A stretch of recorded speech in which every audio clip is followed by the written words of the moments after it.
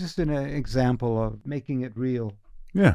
Without having to become a Sufi master, think like, oh, I got to be a Sufi student for 10 years before I can do this stuff. No. Well, now you're thinking like me. So, yeah, that all of a sudden hey, what if stress isn't your enemy, but your initiation into real awakening? This is Olaf and Eric on Eric's Mindset Podcast, where pressure isn't a sign something's wrong, but proof the sacred is close.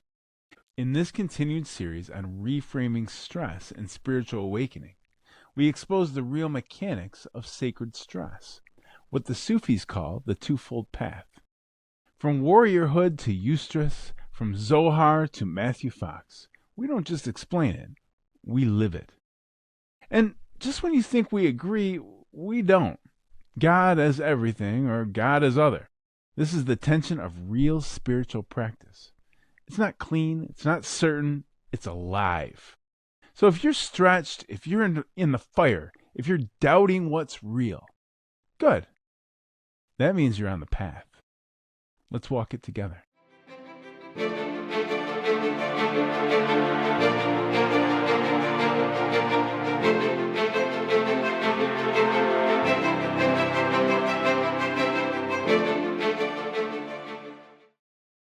And of course the analogy is obvious that the spiritual realm in this planet is like the underwater streams everywhere. And what religions do, they tap into that and they well it up into a construct. And most people, to drink of the spiritual elixir, usually go to some religious well to experience the spiritual elixir, the spiritual awareness, awakening, hopefully.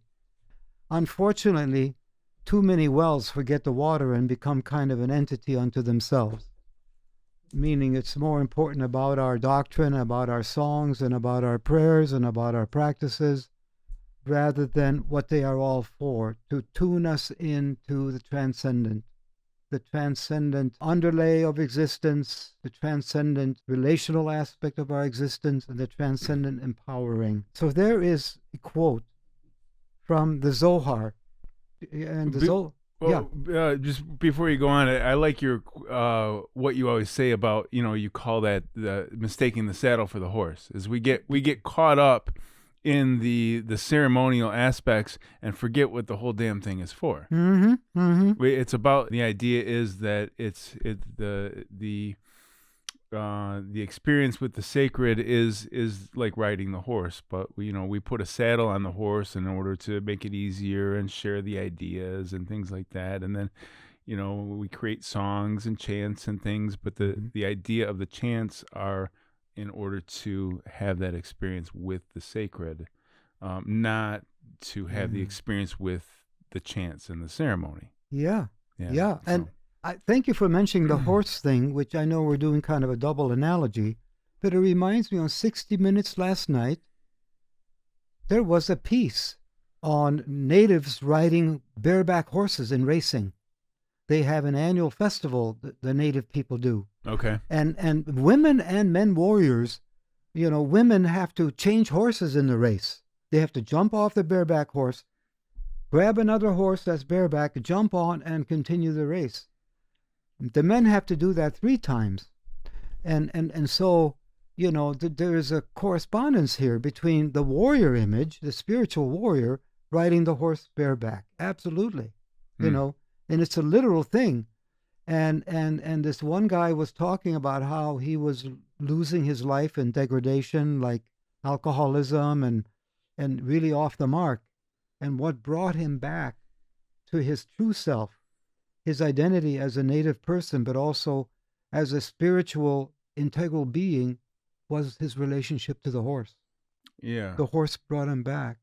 Well, I like that, how that goes, because you're talking about like a spiritual warrior, and it is a warrior's way to really to not set aside and sort of bury in the back of your mind that spiritual aspect of life, because when you connect with it, you recognize that is the true essence of self. And so if you're burying right. that in the back of your mind, all you're doing is playing a character and pretending. Yeah. It's not. This isn't some cute little thing that you do. Play with the spiritual world and that's nice. But then we go back to work. No, this is the essence of self. Yes. And you lose Yes. the essence of self in order to play a character, and it takes a warrior in order to stay connected with that and to be in this world but not of it. Yeah. Yeah. Well said. Well said. Yeah. A quote from the Zohar, which is in this chapter on spiritual warriorhood by Matthew Fox in this book. The Zohar is, in case people don't know, it's a foundational book of Kabbalistic literature, written in the High Middle Ages, I guess by a guy named Moses de Leon. I know nothing about him. Moses wrote it? Yeah, Moses de Leon. But anyway, and one of my doctoral student buddies, he studied the Zohar as an essential part of his doctoral work, and it's all about energies. It's all about being in tune with different forms of sacred energies. So all the mystical aspects of Kabbalistic understanding are articulated in this book. You might call it mystical psychology. Mm-hmm. And it talks about things like the nature of God or the nature of transcendence, the origin and the structure of the universe, the nature of souls, redemption, which I also like to call liberation, relationship of the ego to darkness, as well as other things. But getting to what you said, one more line, the true self experienced in the light of God. The true self.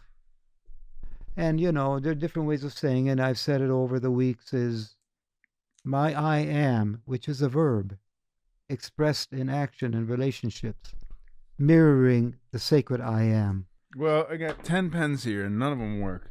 But, Ouch, I only have one. Oh, I got one. I found one that works. You know what? That's interesting that you put that way. That's like right up my alley. I'm aware of the Zohar, but I never got into it. I never spent the time really studying it, and now I can't believe that I didn't. It sounds like my kind of thing. I've only skirted it. I have not really dug into it and studied it, so we're somewhat on the same plane. Okay.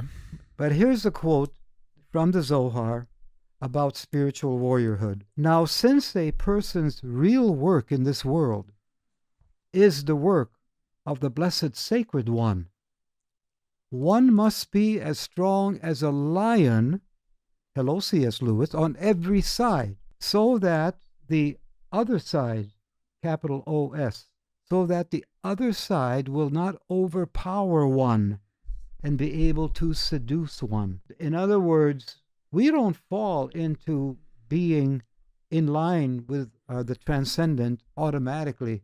We can fall to the dark side. Oh, yeah. Even if you've been on the light side, you don't get locked in. That's right. That's right. And in some sense, that's played out so well, of course, in the Star Wars series. Come on, Luke, turn to the dark side. But how does one get to the dark side? One gets back to one's anger at others, right, and one hurts and destroys others out of one's judgmental rage. Incidentally, which politicians and the media play to, and not just those, like the media plays to the anger. I agree. In people, and it brings out the dark side, right, darkness, the dark side, which gives them power to use to do whatever the hell they want. Yeah. I totally agree. It's a perverse kind of manipulation. And the rationale given is, well, people get bored with good news. People want this exciting, salacious stuff, this conflicted stuff, winners and losers and that thing. Which is, I know we kind of poo it, but at the same time, it is sort of the animalistic tendencies that we have the pleasure, the privilege of being able to transcend.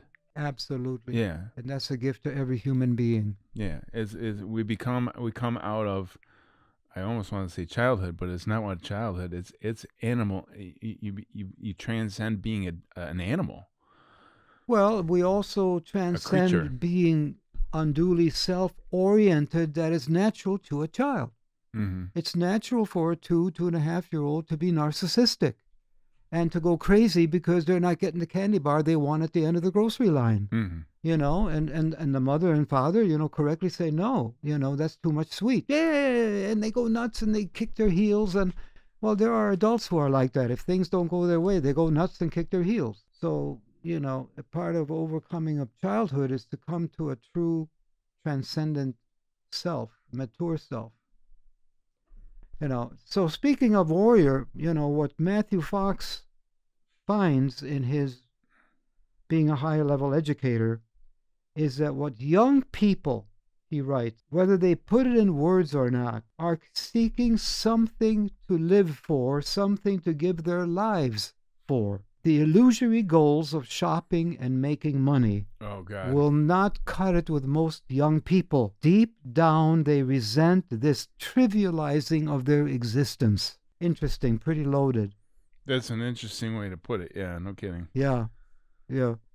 So he turning to, again, native consciousness, which we began talking about, he refers to Thomas Berry, a noted author in this whole business of spirituality and different cultures and consciousness. And what Berry writes about and says is that the native peoples have never accepted human life as ordinary, as something that can be managed in a controlled or painless manner. See, the warrior is about facing pain, facing the pain of doing the right thing.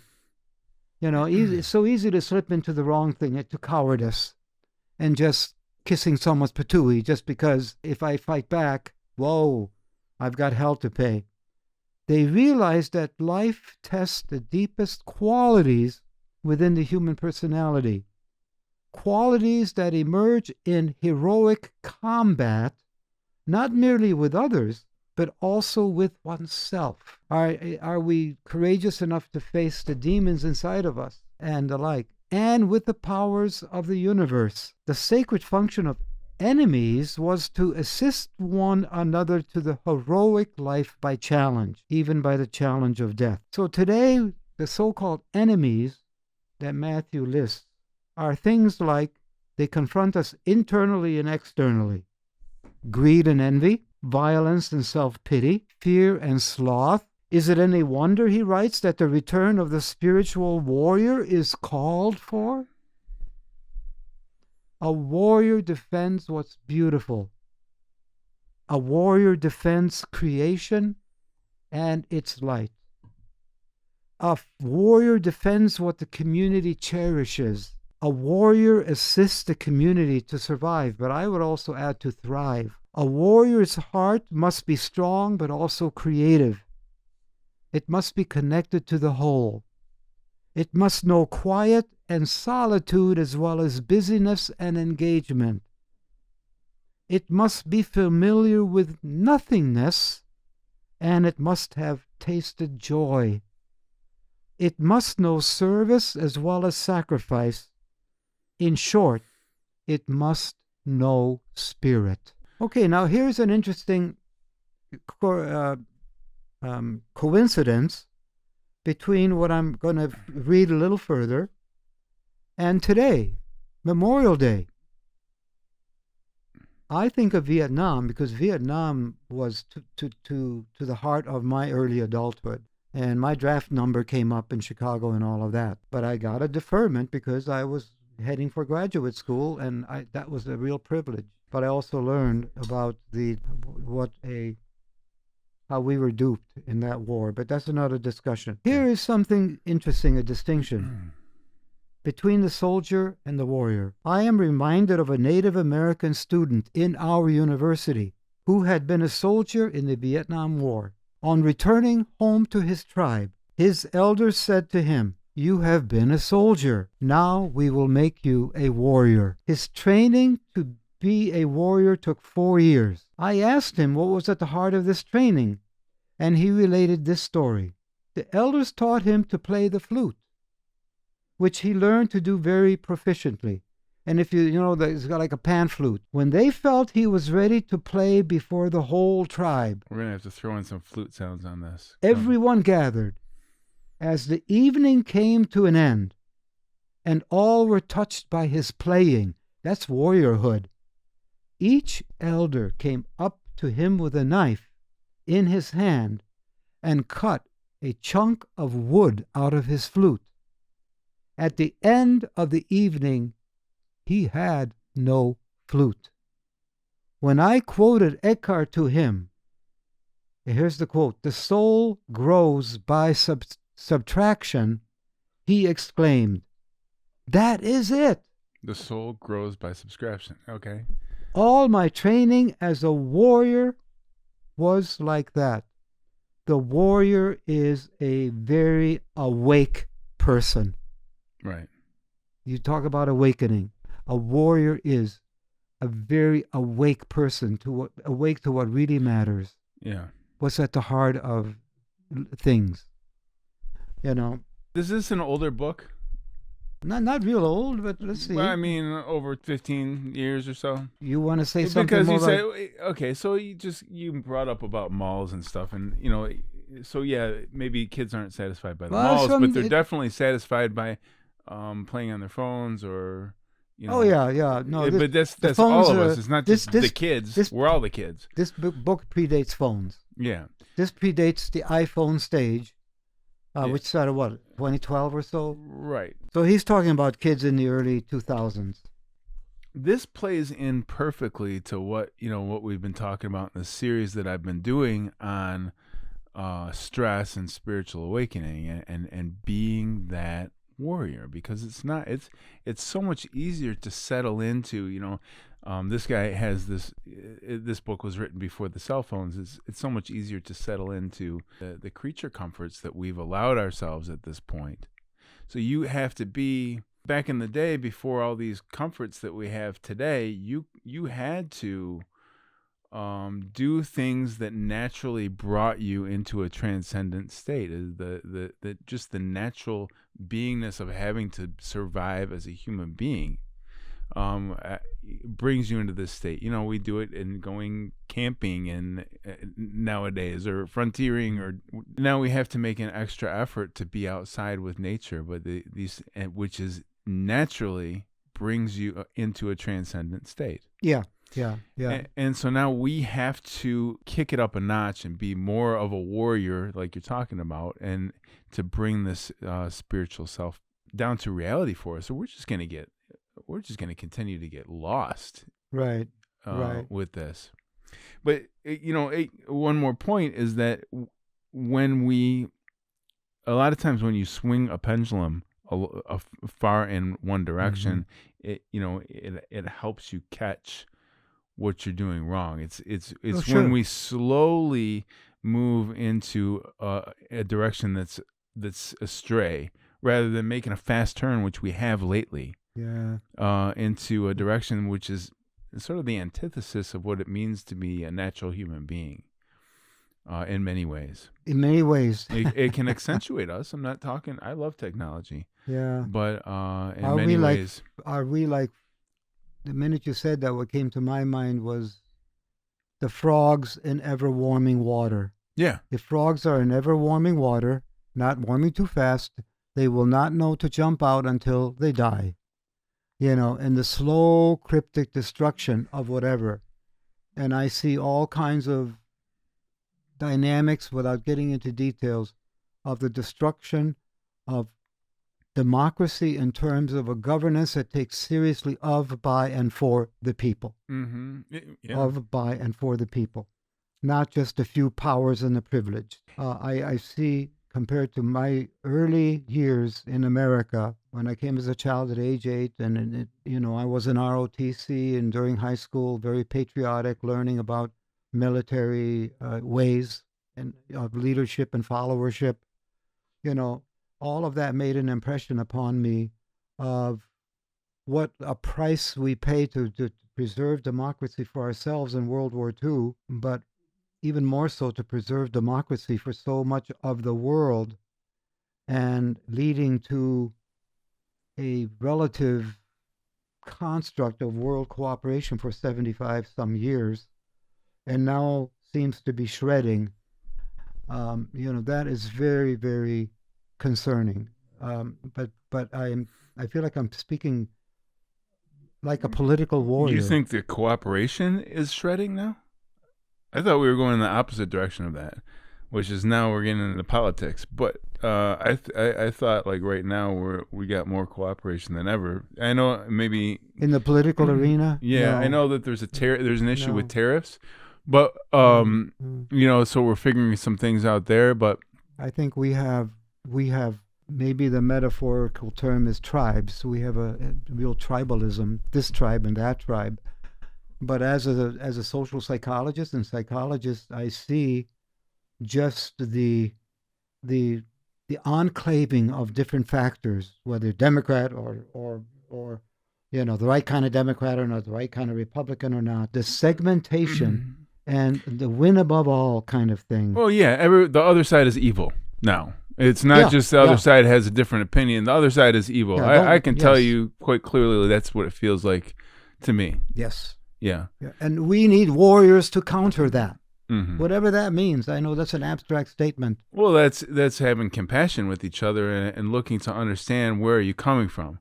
Thank you. But then what happens is, okay, I can understand where you're coming from, but your solution looks like hell to me. Well, you're not, that's where it comes in. It's like, you want to do what? Yeah. That's where it becomes a problem. Like, there ain't no damn way I'm letting you do that. But when we get back to the fundamentals of what it is that we're talking about, we want safety. We want to have a good life. We want security for our loved ones. We want security for ourselves. Warriors are those who facilitate those things to happen. Mm-hmm. And warriors does not mean bullies, people who can tear apart a shirt and fall on someone in the wrestling mat. Fine. I really respect crash choreography. Those incredible athletes that fall upon each other on the mat and so on. But what I don't respect is the whole narrative of I'm gonna kill you and I'm gonna hit you with a chair on your head and it plays to our baser instincts. Yeah. Oh man, that's not warriorhood. No, that's being animalistic. And what you're talking about is a warrior. It's easy to fall into the animalistic nature. That we fall there just in a natural course of beingness because it's allowed us to survive. The strongest survive, so to speak. Which is a perversion in its own right. Now, but what we're suggesting here and what you're suggesting here is that we kick it up to the next level. It's like, it is the next level is that warriorhood of not falling into the natural tendency to rip each other to shreds. Right. Which is what we're doing and which is what's been playing to. So, but at the same time, interestingly enough, it seems a divine prerogative that it is that you become sated in order to be able to inspire change. Like that's one way. Yeah, is that I don't know if it's true, but when we were kids, where I live, it was mostly farms and it was all stop signs. And what we'd say is, once in a while, when there's enough traffic at a light, then you eventually would get a traffic signal as opposed to a stop sign. Mm-hmm. And we used to say that they would never change the traffic signals until enough people died at that intersection. Yes. And I don't know if that's true or not. I never looked it up in the modern age, but that's what we used to tell each other. And so the point is that it is the difficulty that inspires the change. I must really get into Memorial Day thinking, because when you talked about sated, I thought about the very bloody French Revolution that lasted several years. And I remember reading, commentators. What ended the bloody era, people got tired of the blood. People got tired of too much blood. Yeah. The sated with the negative. The warrior is clear on what is the sacred take on things. The warrior sees through God's eyes, if you will. The warrior feels through the Christ's compassion, if you will. The warrior sees even through the mother's love and strength, symbolized by Mother Mary amongst many religious groupings. And speaking of, I'm wearing a special T-shirt today. Seek truth, make peace, reverence life. Yes. Seek truth, make peace, reverence life. And this shirt is special not only because in some ways, these are my convictions as a spiritual warrior. This defines one way what spiritual warriorhood is about. You seek the truth, and living the truth is so fundamental to healing in the 12-step program from AAA. Make peace, and that isn't just superficial peace. Stop fighting in the bar. Hey, can we sit down? Can we do more? Can we possibly sit down and understand each other, where we're coming from in the choices we made and why we did that without judging each other? Is it not time to build a bridge and try to understand each other? Why we voted like we did and why we're defending or offending or whatever? Folks, if we don't meet in the middle where we respect each other's differences and become kind of non-judgmental as to the decisions we made in voting, we're going to just keep killing and splitting and killing and splitting, and that is what dictators want. Dictators want us to be splitting and killing each other, that kind of thing. Well, okay, so I think there's life. a certain amount of convincing that has to be done about this behind, flower child, can't we all just get along? No, it's not that. This is what we're talking about is getting to the next level of compassion because you've gone through the pain. You've hit rock bottom. You've hit, which is what to become sated means, is you've come to the depths of hell. Yeah. And so now I recognize within you too, you have to deal with these things. I see you and I see myself in you. Yeah. And well said. Yeah. Yeah. So we're not talking about, can't we all just get along, you guys? Yeah. This is not this at all. No. We're talking about recognizing ourselves in another person. Right. And being challenged by the differences and fighting for your convictions. One reason that this shirt is special to me, it was a gift from one of the staff at the graduate school in theology and ministry that I started teaching in.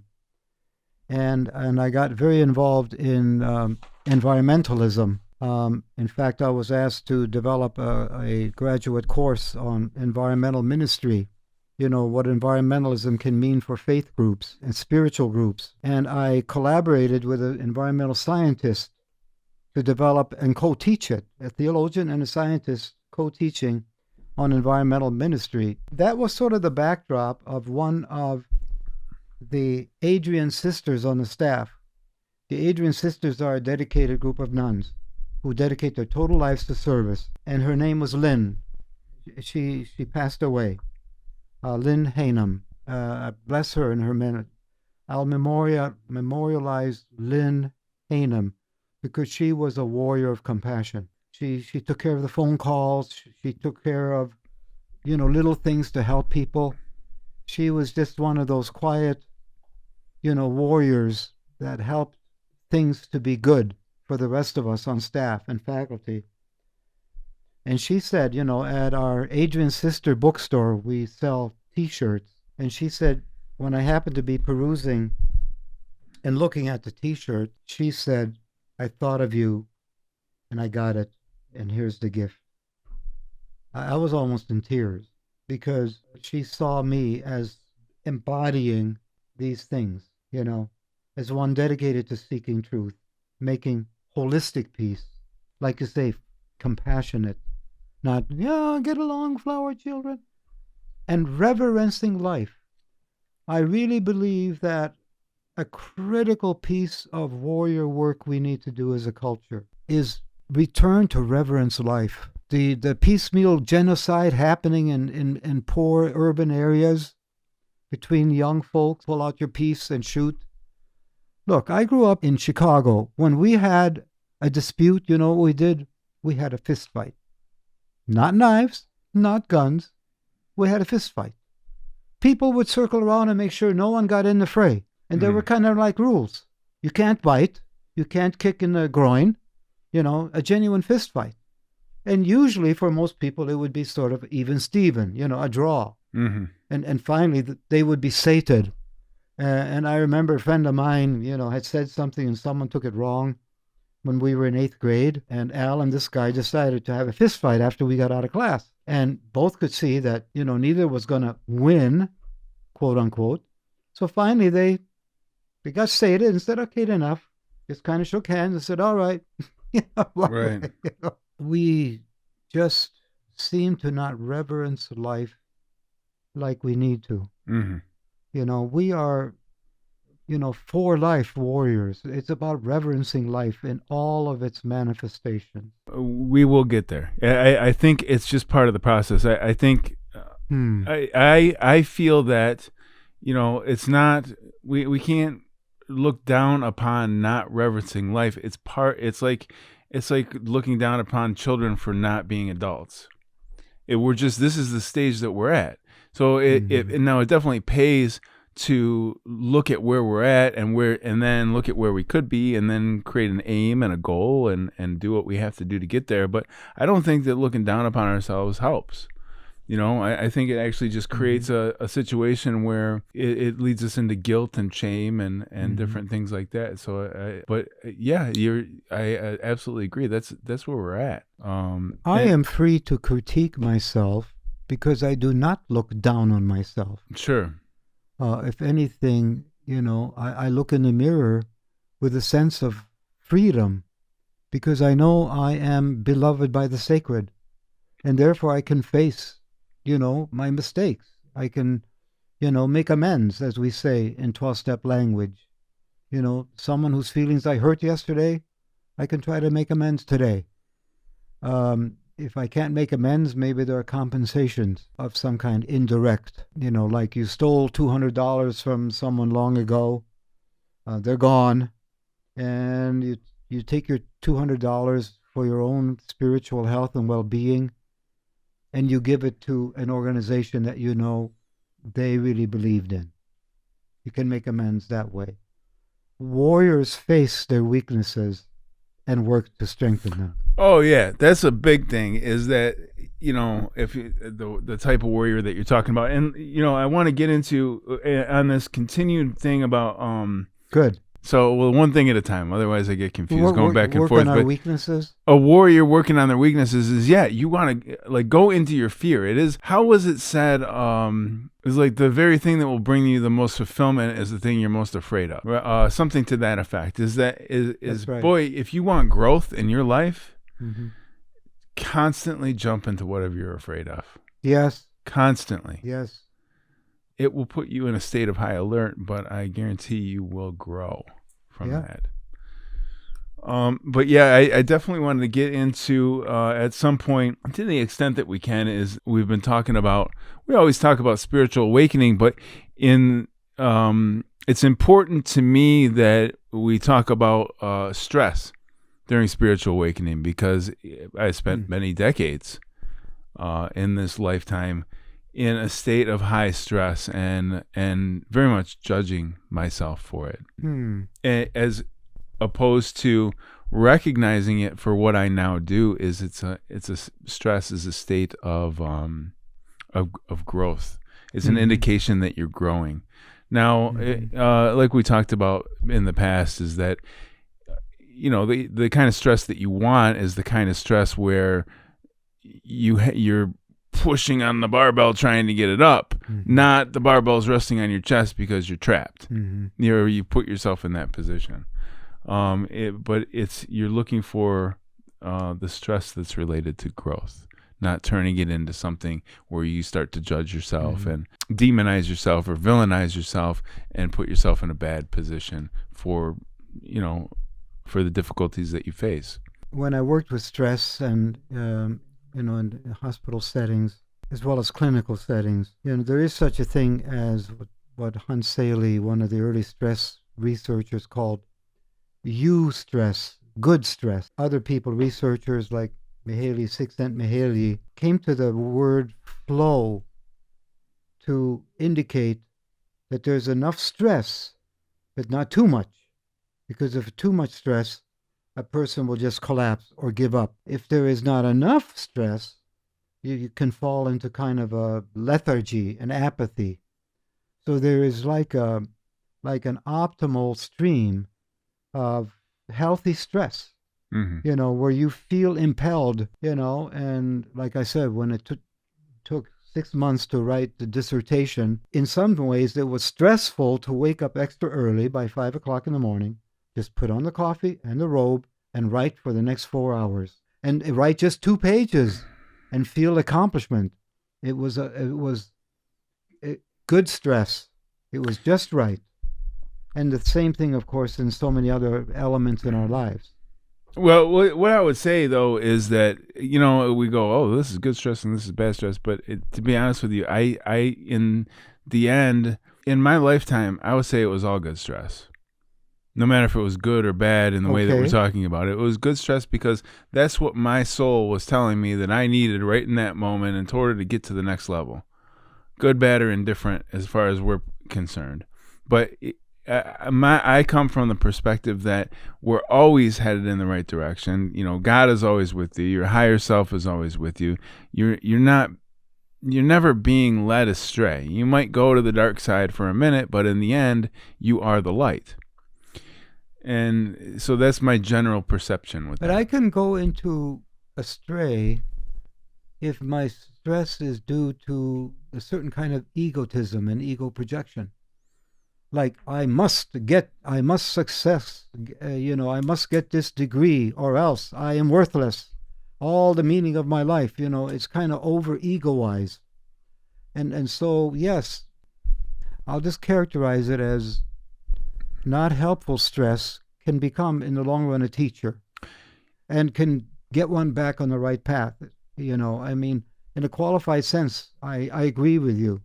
But the stress event itself can take me away from the good path. Yeah, I don't disagree with that, but I'm talking about a many lifetimes perspective. Oh, okay. Is it from the course of taking time as an illusion out of the equation and just say in a chronological way, a soul coming from being brand new all the way to being an enlightened being with God again, you're going to be a good guy at times and you're going to be a bad guy at times. If you're going to go through the whole gamut. Why wouldn't you want to? Why wouldn't you want to read every book? These are the books of lifetimes. Yeah, of course, I have no idea what you mean by bad guy. I've never been a bad guy. No, not in any lifetime ever? No. Sure. Right. It happens So anyway, we want to talk about, mention some of the stuff about on Sufism as it relates to stress and spiritual awakening and recognizing that this stress is not necessarily a bad thing, because it seems to be a divine prerogative in order to get us to the next level. So the Sufi path is one of divine love, longing, and ecstatic surrender. It is not walked, it is often fallen into.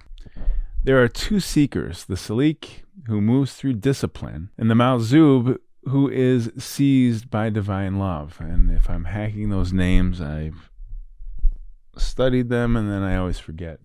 The Sufi map, the Majzub versus the Salik. So the Salik is a steady walker, and this isn't trying to separate people into categories. This is about the Salik is the steady walker through deviation and practice. The Majzub, the lover seized by divine madness and longing. So this is the difference between it in your own spiritual awakening when you're actively studying and doing these things and doing the yoga and doing the prayer.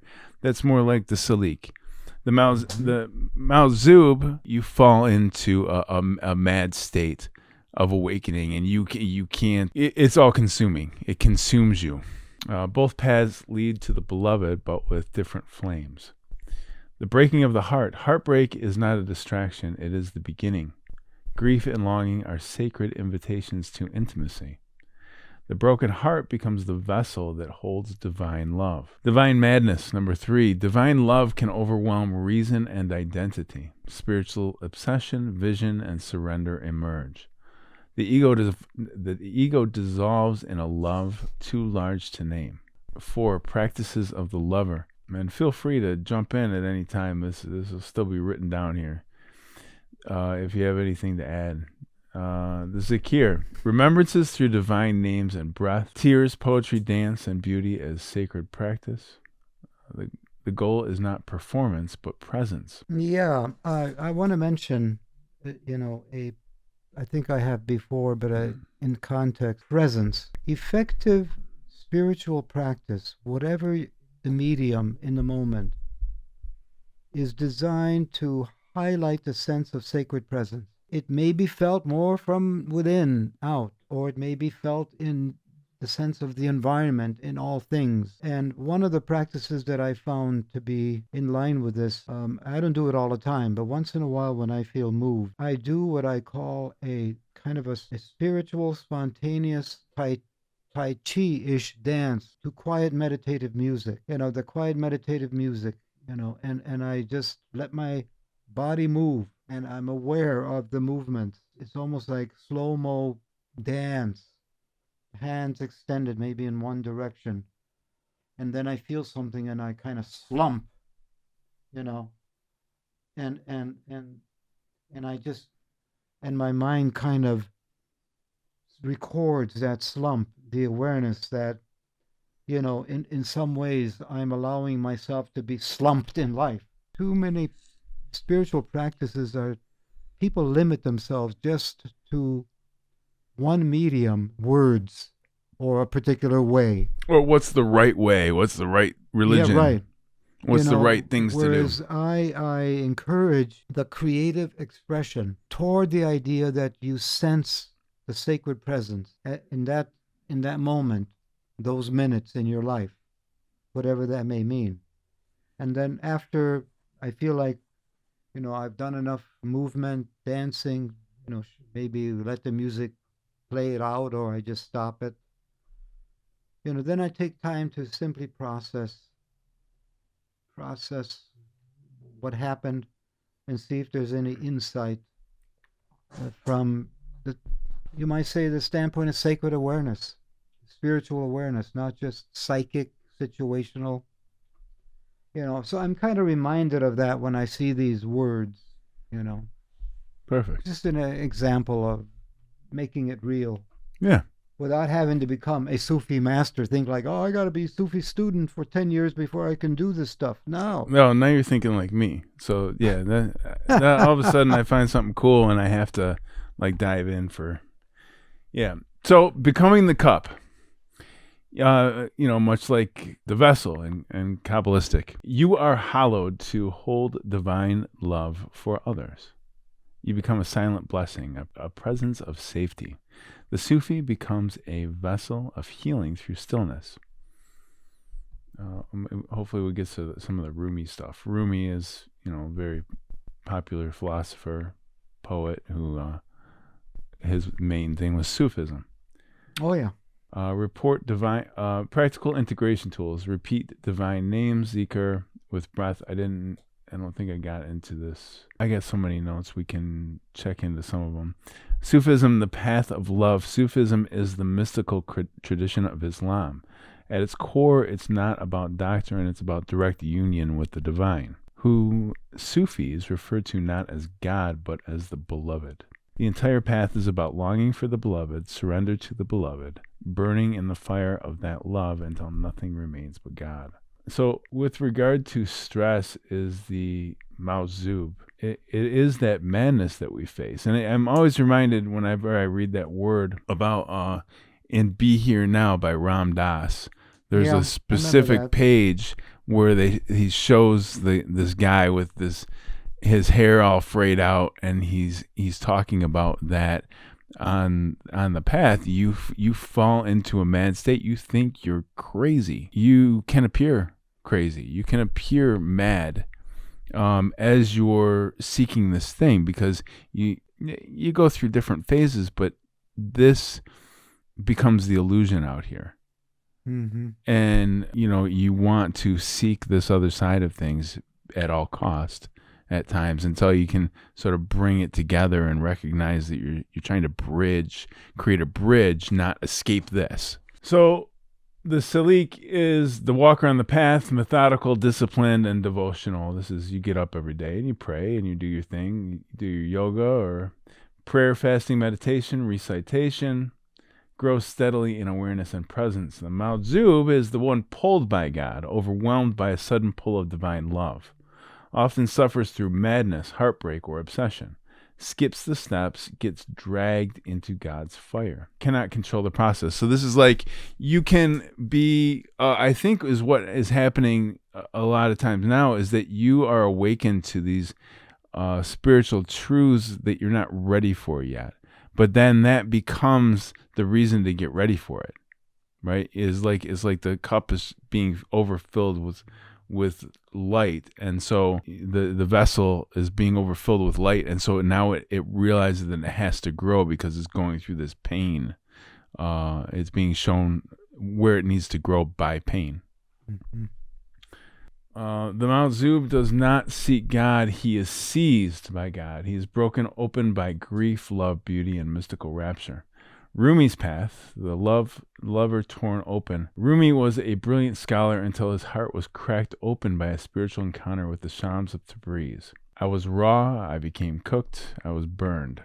After that, everything changed. He abandoned formalism and became a whirling, weak-beaming, ecstatic poet.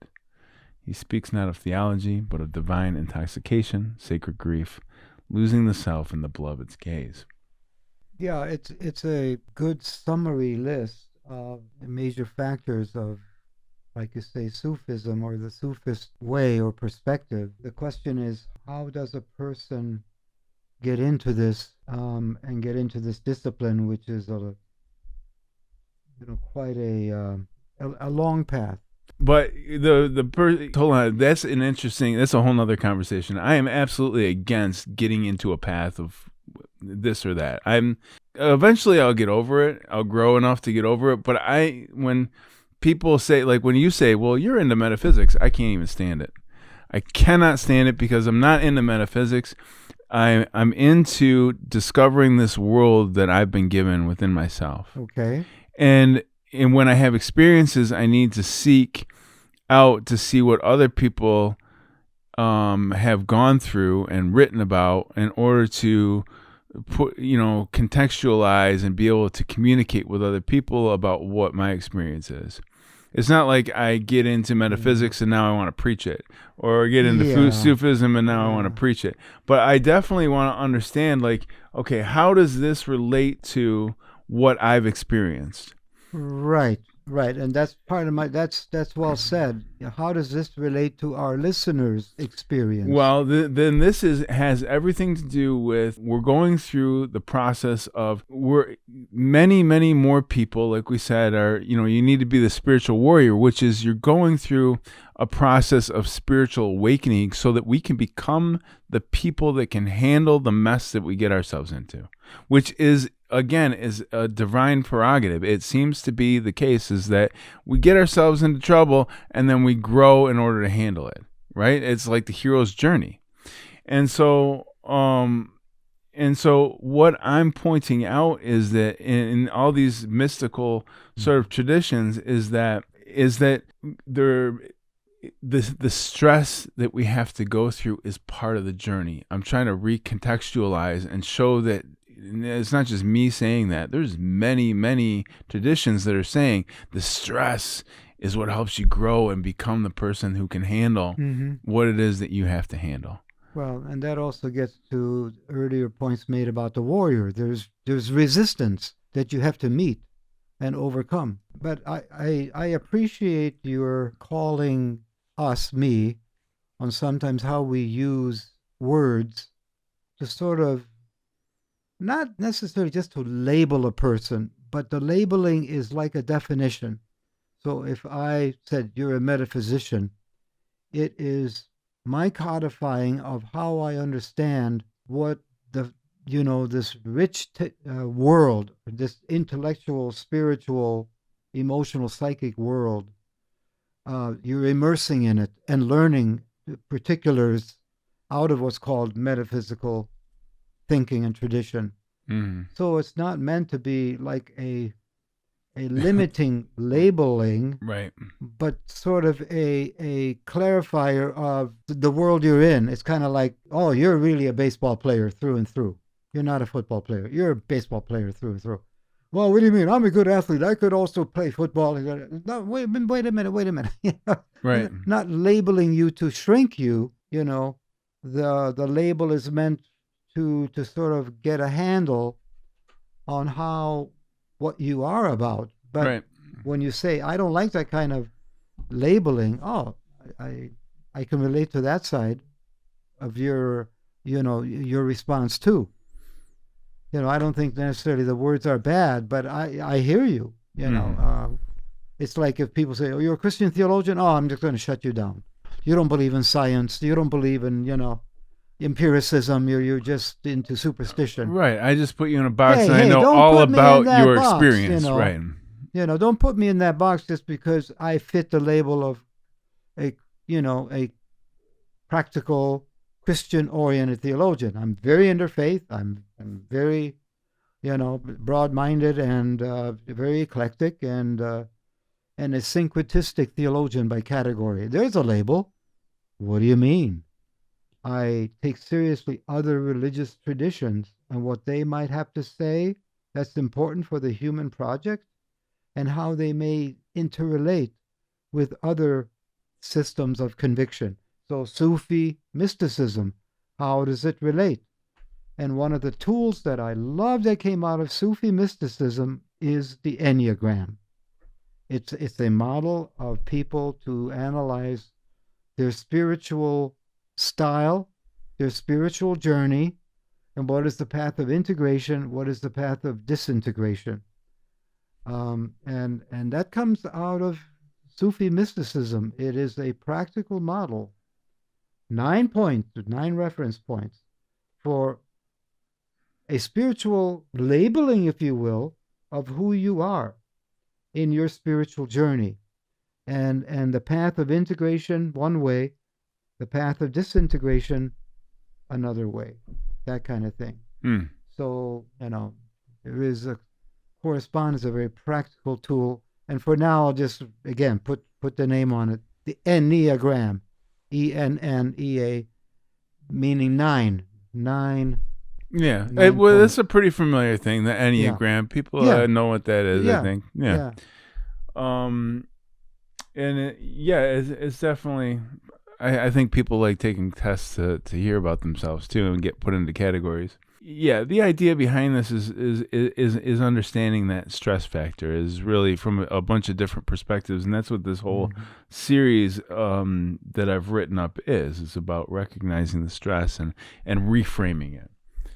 And so, but the Majzub is that's where, as much as I would try to get into the salik and the practices, and I do very good at times. I have like, what was it? My hairdresser or hair cutter person. I don't like hairdresser. That sounds pretty feminine, but she's not a barber. I don't know. She cuts my hair. She told me about the same. I have a she who cuts my hair. Yeah, but she's and good. She's fun to visit with when she cuts my hair. Oh yeah, we can. Something about your stylist. You can talk for you tell them anything. And she told me about the Miracle Morning. It's a book. I can't remember who, but it's by. But something about the Miracle Morning, and he promotes doing these 7 things that you. Even if you can only do it for a minute, but you shoot for like 10 minutes for each thing, 6 or 7 things. It helps having that context because you always try and get, exercise and meditation and writing and all these different things in, but, he's just throwing a different spin on it. But, I've always throughout my life tried to be more like the salik. I get up and I read whatever spiritual literature I'm working on, and I do the writing and I do these things, but most of the time I can tell you I've descended. I was pulled in. I didn't choose it in that way. I didn't choose it like going to a covenant and committing to meditating in silence for years. It's not like that. It's like you get pulled in. And you later recognize that, who's keeping track? Well, your soul, your higher self, I like to call it, is not your soul. Your higher self is an aspect of your mind, just like the unconscious and the conscious mind. You have this higher conscious mind. It's an aspect of you. It is you, and not somebody else. It's you. That's right. It's the you just don't know about right. You're just not in touch with right this second. Mm-hmm. What I found is the higher self directs the course of your life in a way because it's more in touch with divine will, let's say, to put it simply. Yeah, yeah. And so it helps direct the course of your life based on what's going on right now. So that you're like, why is this happening in my life? Well, I would say that its intention is to direct you where you're meant to go. Right. And, in my Trinitarian schema, which I refer to regularly, I call it the guiding voice of circumstance. Circumstances kind of fall in place and like point to a vector. Hey, look at this. This might be your path, but also the voice of community, meaning people close to you, friends, associate, and what they have to say about, key factors in your life. And of course, one's own convictive soul center. And those three voices, when they converge together, the voice of circumstance, of community, and one's own soul center toward a realization, especially in decision making, which job do I take? Do we move to X community, et cetera, et cetera? Or is this a relationship I should continue in? There is very much these kinds of disciplined spiritual awakening approaches that leads to a guidance, not by the nose, but gives kind of a sense of, okay, this is the right thing to do. This is the right decision. Not easy, but this is the right decision. The sacred weave in our lives is an ongoing process in the dailiness of our relationships, our circumstances, and our own inner sense of self. Yeah, well said. I'm going to try and finish this section up, and then we'll call it quits on that, I think. So which one are you? Really, you're both of them, but we have certain tendencies. Like mine is more descending into madness and being pulled in than it is meditating in a cave for years. Many modern seekers find themselves in the Majzub experience without knowing it. Sudden spiritual obsession or awakening, uncontrollable longing for truth or union, feeling madness, vision, or emotional overwhelm. Being unable to explain why your life no longer fits. This is the stress I'm talking about, where you're pulled between what you think you're supposed to do, what your culture is telling you to do, and what's sort of happening in the background that you might not know that anybody else gets. This is not a failure. You're not doing it wrong. You've just been claimed early by the beloved. A teaching phrase you can use: some work toward the divine with steady steps. Others are dragged by the heartstrings through the fire. Both arrive. Yeah, mine is more, you could say, steady steps, but nevertheless some interventions that are not part of the steady steps. So it's a blend. I've always been an introvert and contemplative, and that is kind of my core way. Even when I do different readings, I understand them. I put them into a intellectual framework. Okay, here's a school of thought. This is the kind of philosophy stream it fits into, etc., etc. But then I go more. I immerse into, go further with these truth claims and let them marinate in my soul. And that's where walking in nature comes into play a lot. It's kind of like sometimes the insights, clarity comes, out of a marinating process that kind of comes to its conclusion in nature, in the natural world. We talk about that. Yeah. Well, it sounds nice, but I don't think consciously. Oh, I'm sorry to interrupt. No, go ahead. I was going to say that consciously, I don't think we have a choice, honestly, and I'm going to tell you why. And I would love to have that choice, to be able to do that. But the way I think of it is, again, it's about the fate of circumstance. that is put in front of you. And what I like to think about this, and again, I didn't come up with this, but it resonates for me, is that I don't want to come back here. I'm ready to end the cycle of life and death, the life and rebirth, the karmic cycle. And so what happens is you often find that people that are going through this grand spiritual awakening and recognizing this doesn't mean, what I mean is you're not the spiritual awakening where you're just recognizing the spiritual side of life. You're recognizing yourself as divinity itself, not God as someone else, God as all of self, inside and out. And so you sort of have to work your way through your karmic cycles. And so you kind of do it by jumping through the fire, right? And so that is how my perspective on that. Right. Well, let me read I am, the panentheist perspective is, I am not God.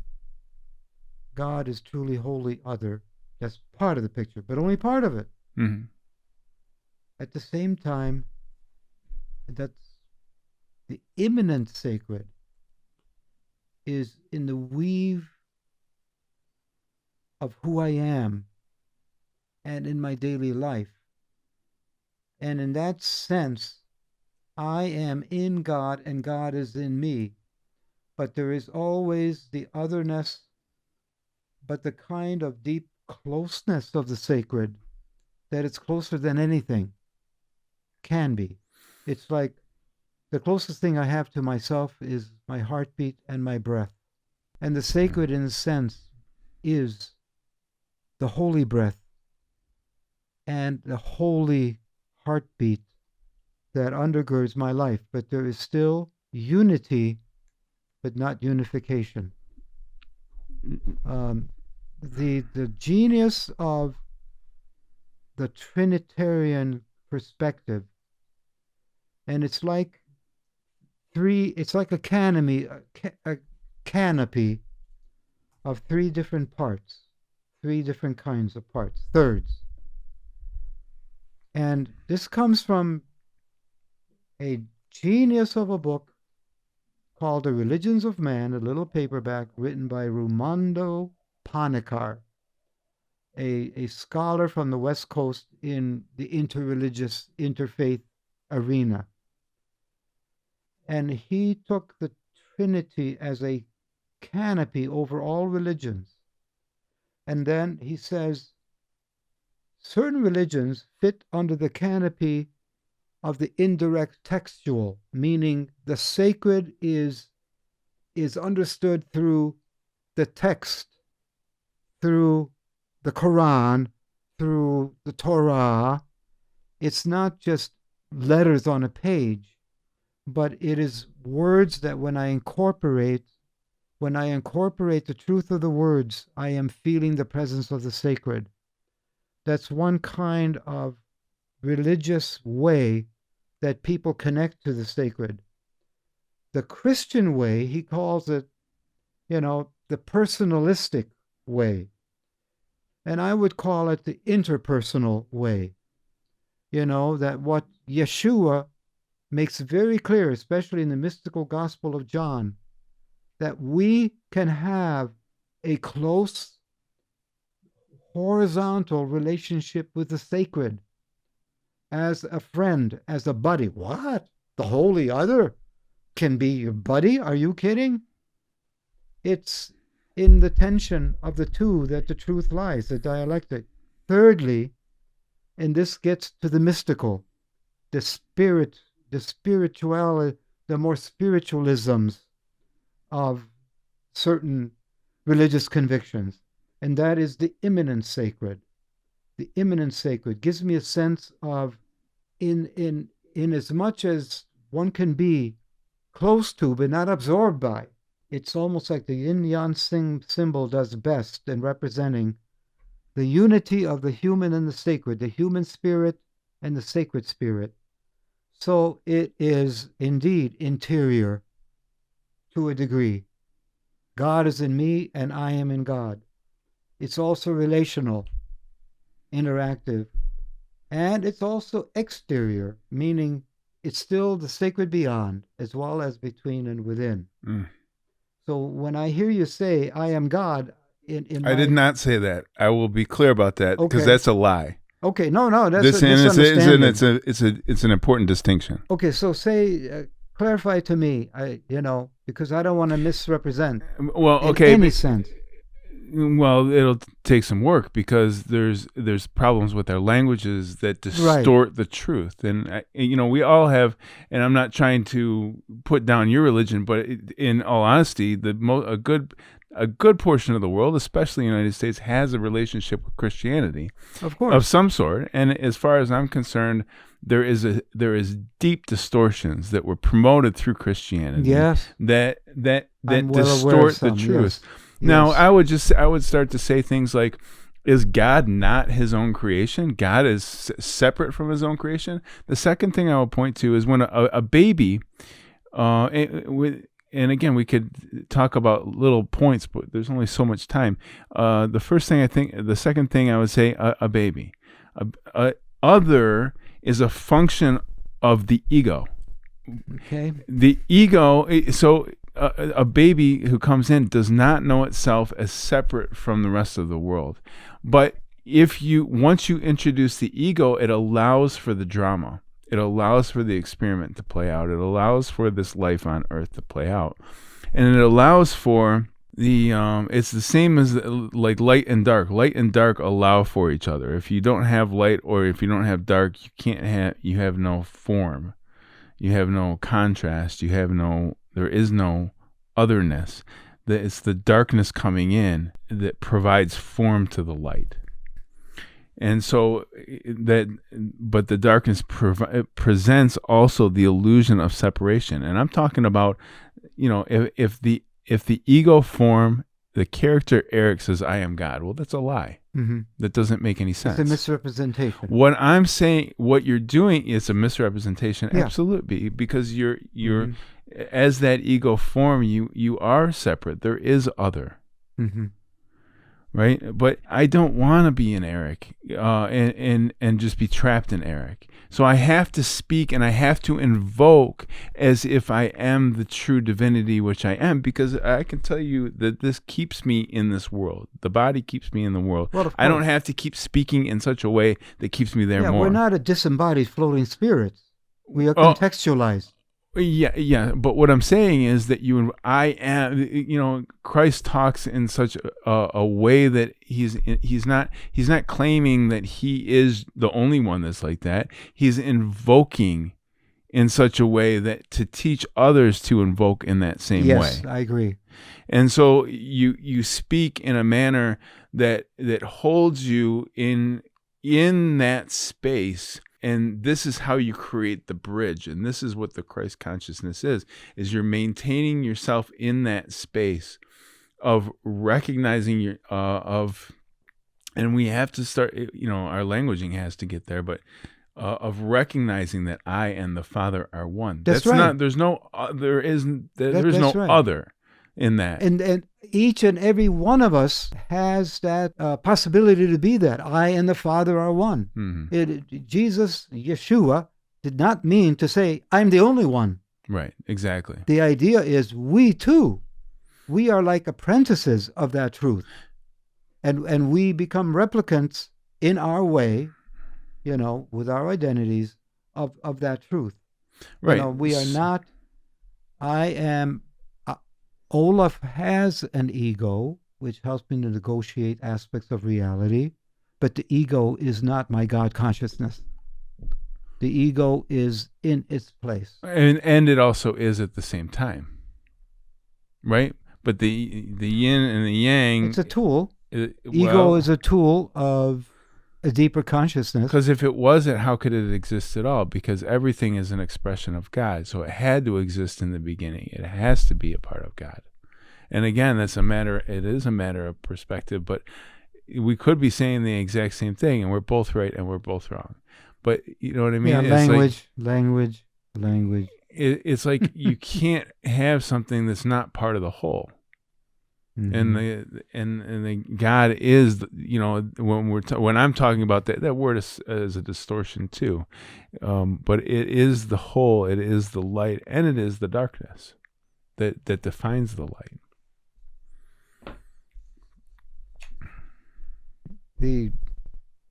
What comes to mind is,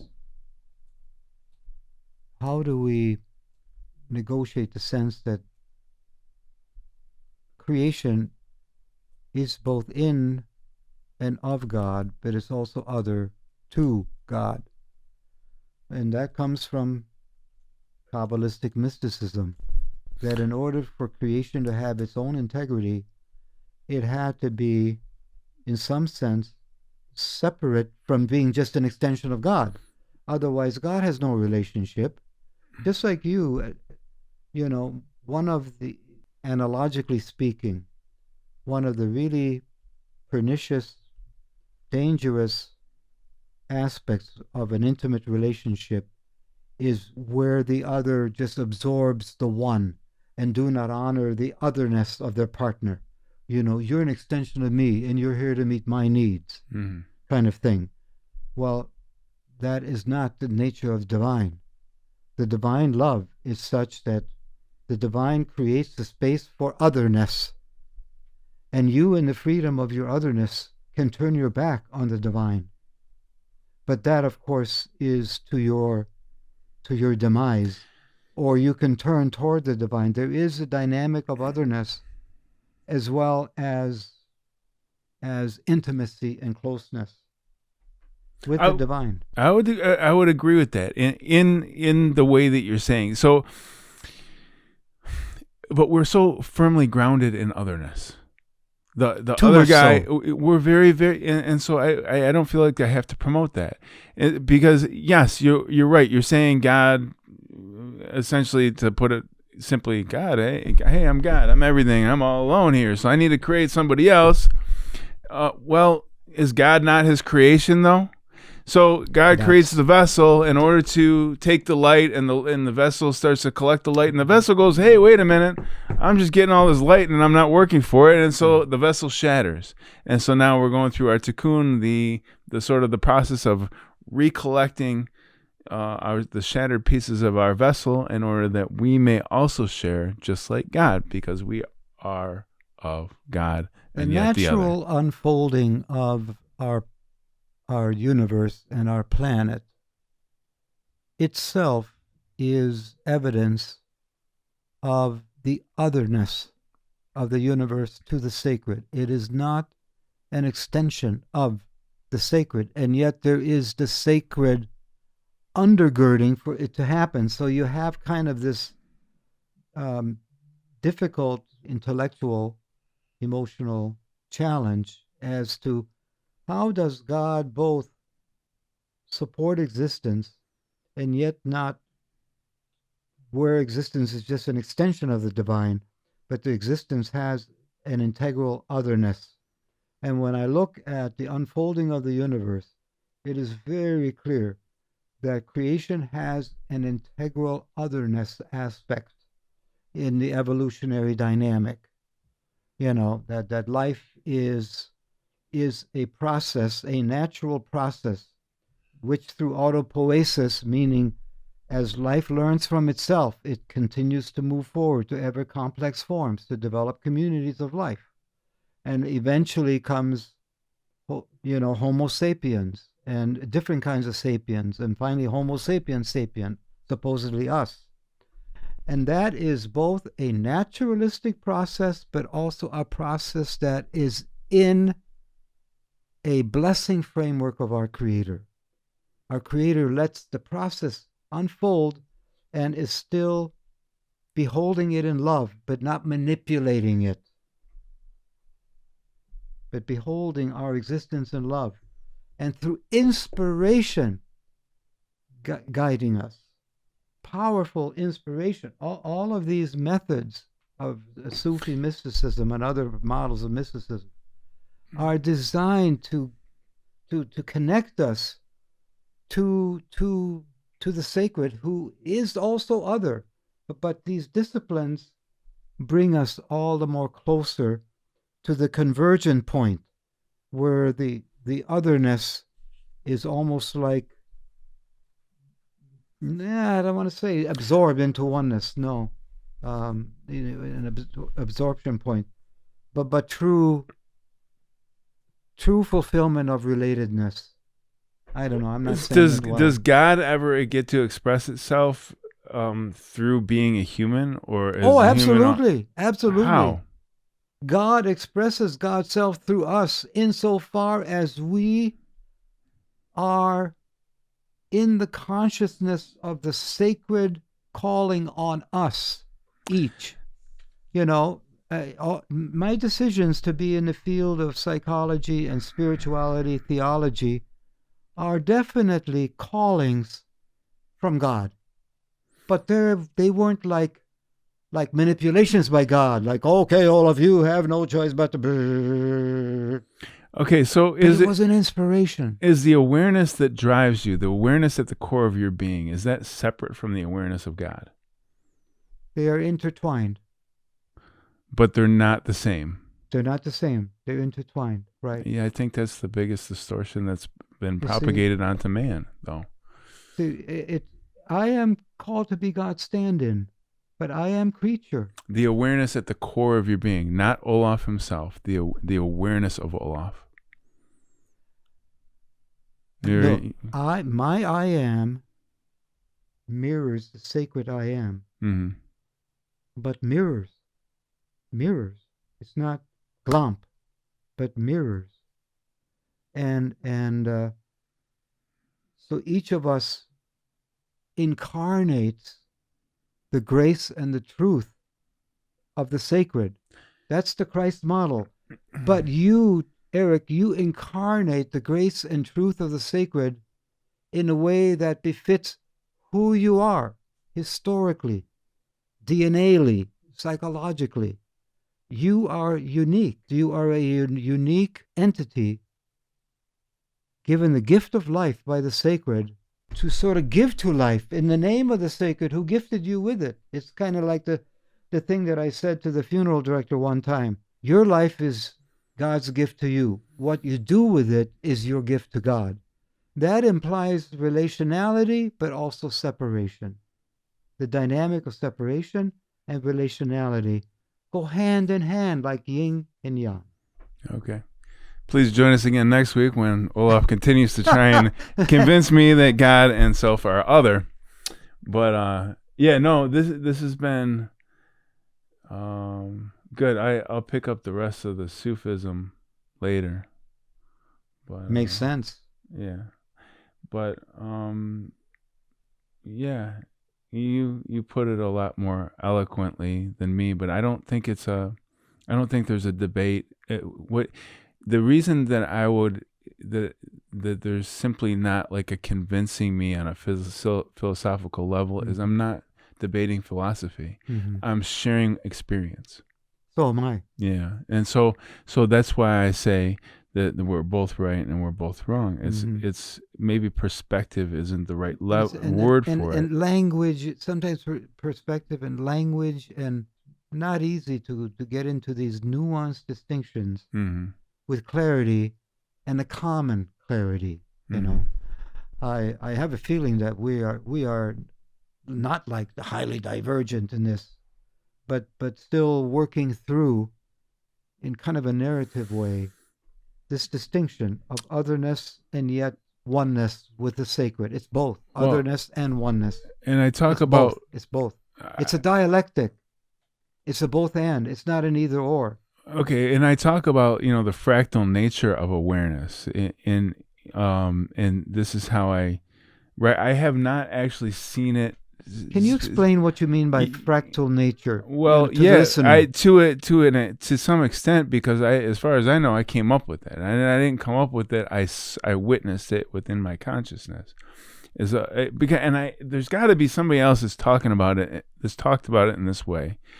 Is that I ever notice how everything is built in fractals, so like the veins of a tree.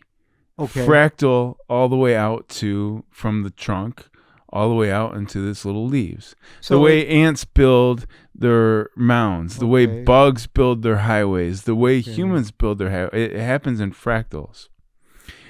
And I can't remember how I came through it, but I was trying to recognize how I and other are one. And because they are, I came to recognize it in this way. And I don't care if you think I'm crazy or wrong, whatever. No. I'm trying to explain what I see. Now, in the same way that a leaf or a tiny little vein or the tip of a vein on a leaf is an individual, it's still part of the whole. That's right. The way what I wrote down in note taking from our conversation is pieces, but that are always pieces that contribute to the whole, and the meaning of the piece comes from the whole. So there is you're separation not, and distinction. But you're not the leaf. Right now, you're being the leaf. You're acting as the leaf. The eternal self is not the leaf. The eternal self is the energy of the tree in this instance. The whole energy of the tree. The energy of creation. It's a naturalistic so energy. You're other right now. So like when I go down into the lifetime of Eric, I can't say I am God because I'm not right now. No. In this. But you are in God and God in you. I am that I am. I am the Alpha and the Omega. In this way, I'm not saying Eric is. I'm bringing awareness, which is the divine witness, into that level so that it recognizes itself as that, even though it can act in this world. And it's an invocation. You're invoking yourself. And what I'm suggesting is that working towards is to talk in this way. Now we can't culturally because we don't agree. But yeah, this is there. We are of the same witness. We are of the same energy. It's not the separation is an illusion. The separation is there's a very practical means and reason for it, but if you on a physical level, it's illusory. We're particles and we're electromagnetism. That on that level, there's very little distinction. Right. We perceive a distinction on a level that doesn't truly exist, but in our own minds, our own perceptions of it. In the same way that a child, you develop an ego over time, but the baby doesn't understand itself as separate from the world. Is the baby wrong? Eventually, the baby, however, does grow to understand it is an entity separate from the world. Because its ego develops, right? And the ego self is not the self, right? But the ego provides for that separation. So. Yeah, it's the child becomes individual. It's not an easy transition. Individualized parts of God. So God almost doesn't have a representation in existence then. No, to the contrary, the sacred spirit, the transcendent capacity, is gifted to all human beings. It's like an energy field that taps a form of consciousness that the human is capable of. Just like the energy field of understanding the fabrics of life through learning. The cognitive dimension. Sometimes I use the word dimensions to try to distinguish. The cognitive dimension, the dimension of understanding and learning.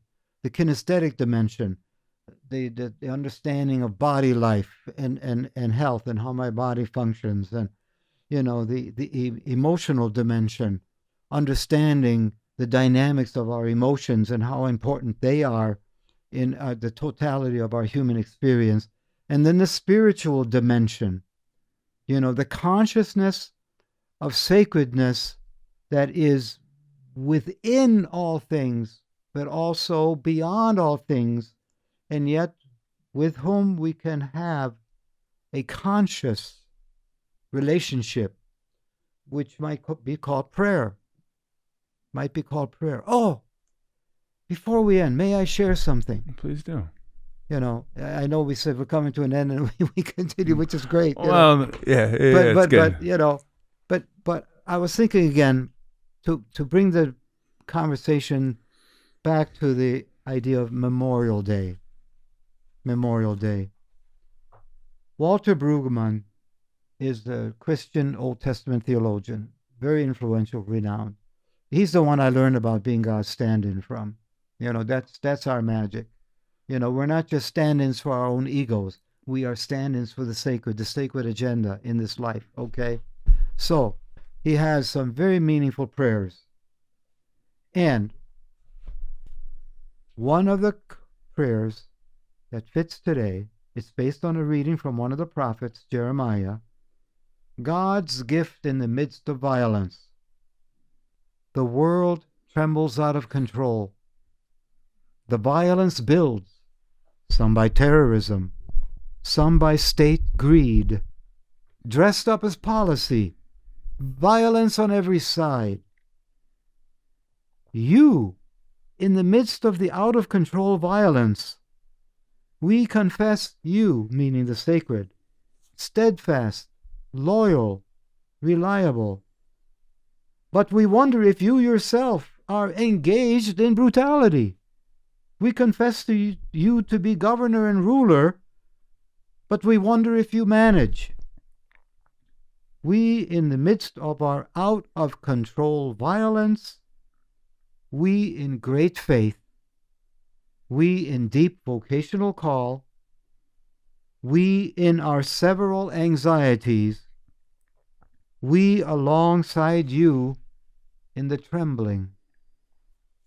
This day we pray for freedom to move, beyond fear to caring, beyond self to neighbor, beyond protection to growth, that we may be a sign of steadfastness, that anxiety may not win the day. You are the one who said, "Do not be anxious," and now we submit to you. I mean, in some sense, that is our commonality. We submit to the sacred as we understand the sacred. And, you know, we need not be anxious. We can be warriors who, as you said earlier, not only just admit to the fear, but face the fear and deal with it. You know, perfect love casts out fear, says Scripture.